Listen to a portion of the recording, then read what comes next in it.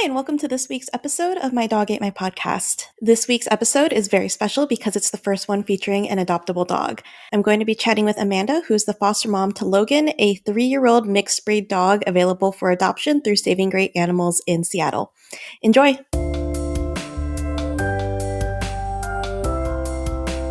Hi, Logan. He looks very uncertain, but he's so cute. That's his natural state. Yeah, very uncertain and lovey. So tell me a little bit about, you've been fostering Logan for how long now? Since the end of April. Okay. And what is his background that you are aware of? I was told that he was in a backyard with very little human contact with about 25 other dogs. Oh, does that mean he gets along with other dogs pretty well? I feel like he does, For but the he's most a little part. apprehensive. Yeah, for the most part, he especially likes the smaller dogs. Mhm. I think maybe they're a little less intimidating to him. Do you know if the dogs that he was around were they all like his size, or do you know anything about the other 20 plus dogs that he was near? No, I don't know much about them. I'm assuming it was like a hoarding case or something like that. Yeah, I think so. But he's been enjoying staying in the house a lot. Mhm.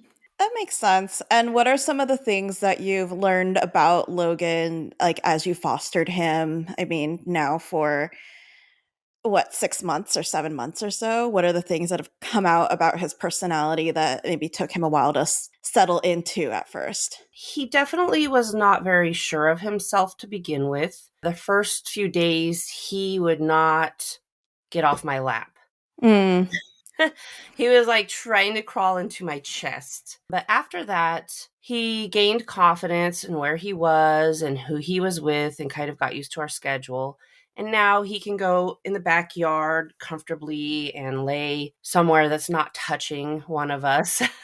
So I'd say confidence Yeah. has grown. Mhm. What does he usually do during the day? Like if you are all at work, and is he crated or does he just kind of do his own thing, or yeah? We crate them. You know, our other dog, Dexter, is dangerously food motivated, so doesn't feel right to crate just one. So we just crate them all. And he does pretty well. Like did he have any separation anxiety at first in the crate, or he took to it pretty easily? No, he did really well. Yeah. He did really well, and it's really he can get a little nervous or whiny if he knows you're in the house somewhere else and he can't get to you. But even that has gotten better. Mhm. Yeah, as his confidence grows. Yep. Yeah, and I know that you haven't done a DNA test on him, but what are the hypotheses or the best guesses for what breed he might be? Well, with this monster blockhead, see this? We definitely think there's some pit bull in him, Mhm. but he's also only about 35 pounds and very lean on the bottom half. And he has a very curly tail. Like when he wags his tail, his curl like touches the back of his back. Some people have said maybe Basenji, Oh, yeah. no, or Shiba Inu mix, because he does have like the widow's peak a little bit, Yeah. but I don't know. His look, he's like, He might be doing one for you pretty soon, bud, huh? any like indications based on his personality? Like, do you feel like his personality is like any specific breeds? Or, I mean, I know that your experience is mostly with healers. Yeah, healers and border collies. So Mhm. this one's a new guy for us. Yeah. Definitely not a herding type personality. No, not at all. Not at all. But he's good around, like, your chickens and stuff too, right? He leaves them alone and We did a slow intro and he can be around them now unattended. Mhm. Yeah, he knows that they're not food or toys, so he learns pretty quickly. That's, Yeah. I think, better than any of my dogs, so I think that's why the chickens don't free range, because if they did, I think one or more of the dogs would try to get them. Yeah, Yeah. yeah. But yeah, he does really well with them. And he doesn't do dog parks, right? But you've taken him to, like, the socialization events on leash and stuff like that? Yep, yep. The foster group Saving Great Animals does not. We're not supposed to take him to dog parks Mhm. due to liability reasons. Yeah. But I've taken him to the Church of Pug fundraiser, and he was so excited to meet all of the cute pugs there. And he went to an adoption event last week and he did very well. And there was a few people that were really drawn to him, but no emails yet. But he did really well, and he was very playful, and he wanted to meet all of the dogs. He was really sad that it wasn't a free play area. Yeah, yeah. It's like, oh, I just want to play with you and get to know you. And then what are some of his like nicknames that he's ended up with over the last 6 or so months? So we call him Logan or Logan Bobogan. His temporary foster that kind of watches him for us with saving great animals, she calls him Logie. So those are kind of the main two. And he was renamed when he was brought into the rescue, right? Yes. Okay. Yeah. Most of them are, I believe. Mhm. Usually for like safety or Mhm. identification reasons, so they don't know. So people Yeah. don't know where this dog came from. They're like, oh, Susan down the street surrendered this dog. Then they know it's not. Exactly. I Yeah. think in some cases, they keep the name if it's like the owner passed away or it wasn't like a traumatic experience beforehand. I think they Mhm. keep names for that, but most of them are renamed. Yeah. Did he respond pretty immediately to Logan, or did it take him a little bit to learn his new name, especially at 3 or 2.5, I guess? I wasn't his first foster. He had another one that was unable to keep him much longer. There was a family event that happened, so we took him, and he had already kind of been used to that name at that point. That's good. And So does he know any tricks or anything? yeah, he knew sit before we got him. He had worked with the Saving Great Animals trainer.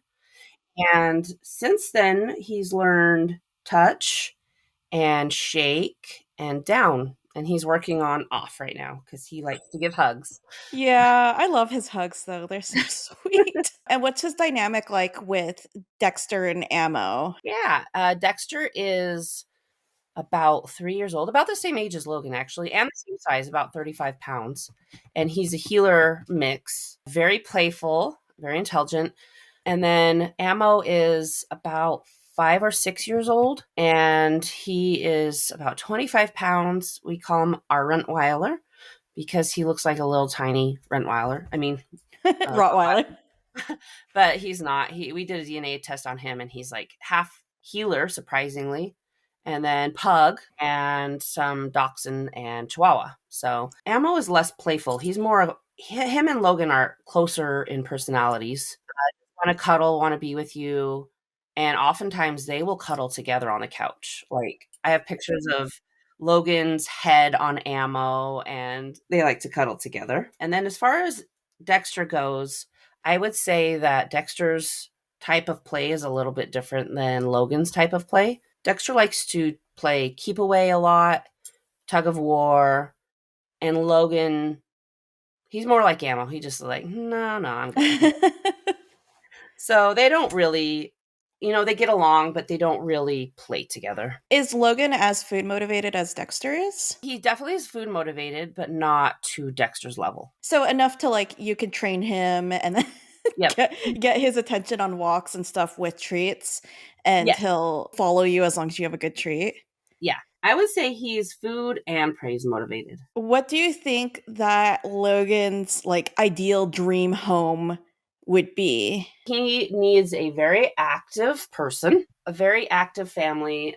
He pulls on walks just because he's so excited. He's so excited. But he needs somebody that will maybe do more walk training and etiquette with him. I think he would be good hiking, and we take him camping with us, and he does quite well out there with other dogs visiting. I think a family with older kids would be good, just because he's good with kids. He just gets really excited, and I could see where he would maybe knock little kids down. What about like other dogs in the house? Since he gets along well with Dexter and Ammo, I assume like he would prefer to have maybe at least one other dog in the house, but that would be optional. Yeah, I think he would do well as an only dog, and I think he would do well with a patient brother or sister. Yeah, yeah. What are some of his like unique quirks that kind of make him uniquely Logan? The first one that kind of surprised me,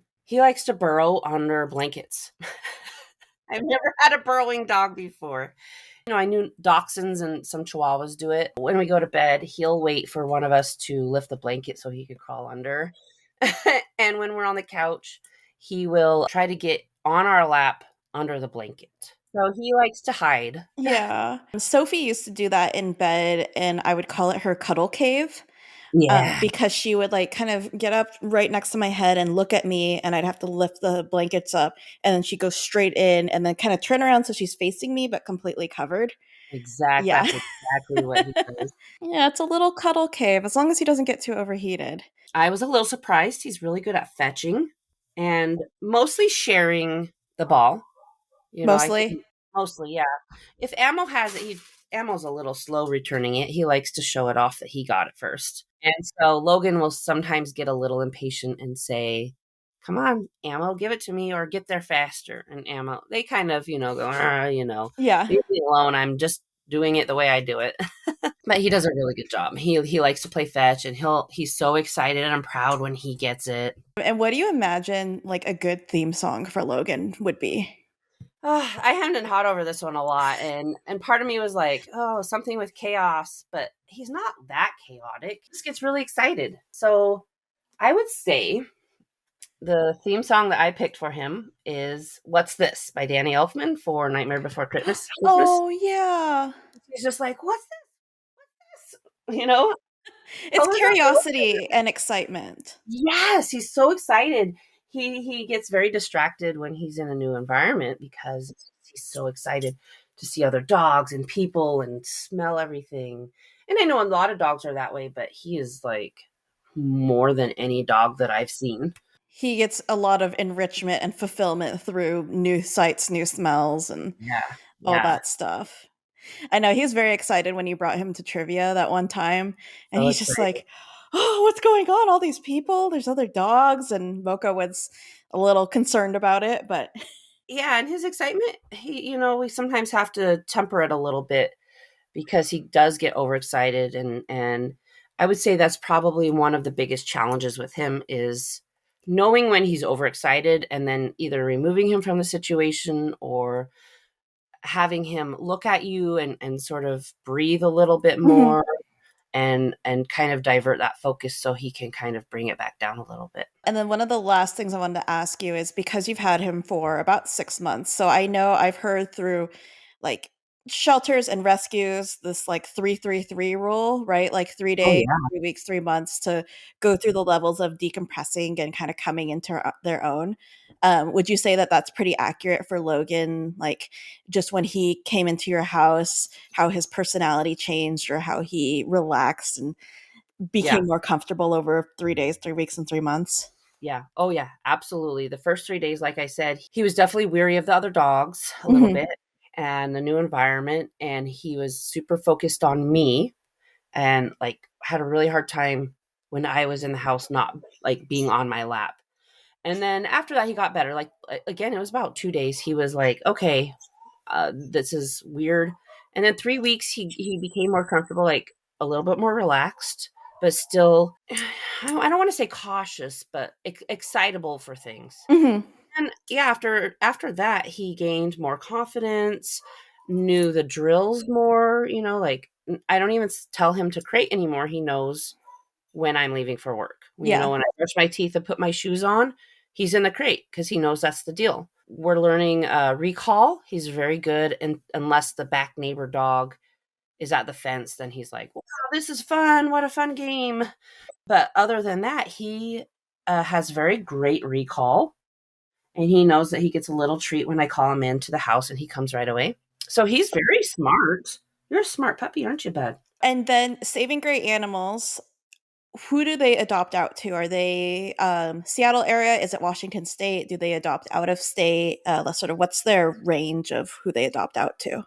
I don't know that they necessarily have a limit. It's Mhm. based on how far somebody who wants to adopt is willing to drive.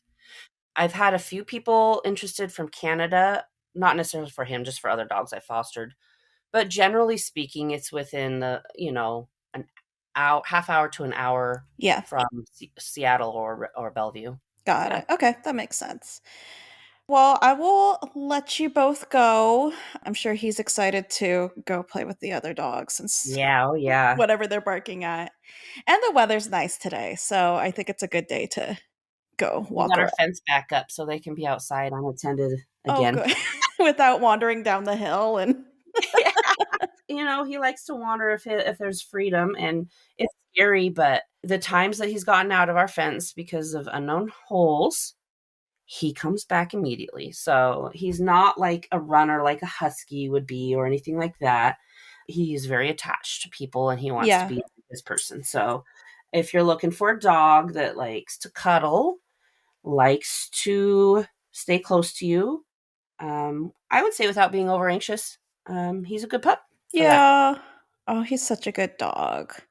Yes. I hope that somebody hears this and is like, yes, I want to adopt Logan. He's a cutie and he needs a confident person to give him as much confidence as possible. And if you're interested in him, savinggreatanimals.org is the website.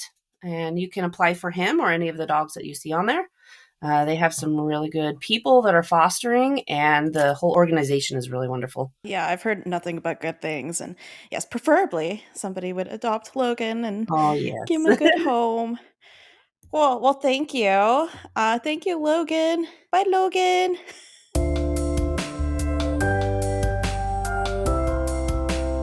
Thanks for tuning in, and don't forget to subscribe to My Dog Ate My Podcast anywhere that you get your podcasts. And if you are interested in adopting Logan or you know anybody who might be, you can learn more at savinggreatanimals.org or checking out at Saving Great Animals on Instagram. Thanks, and see you next time.